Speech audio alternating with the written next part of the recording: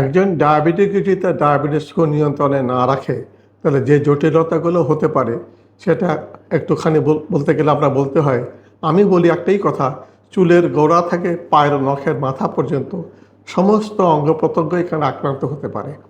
এটা যেহেতু আমাদের রক্তনালীতে যে রক্ত চলাচল, এটা অতিরিক্ত সুগার যখন জমে যায় তখন এর চলাচল বন্ধ হয়ে যেতে পারে, রক্ত চলাচল ঠিকমতো নাও হতে পারে, ব্যাহত হতে পারে।